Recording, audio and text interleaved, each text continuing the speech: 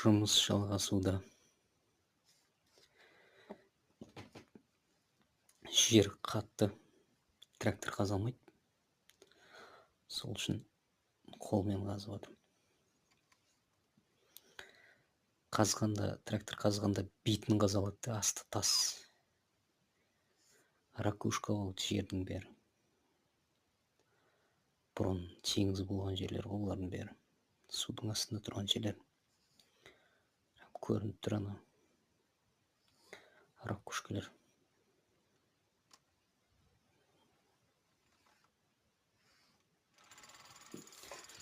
Отбойникпен, күрекпен үлкен тастарды әзірге ортасына қойып қойдым. Артынан шығарам ба, көрем соны.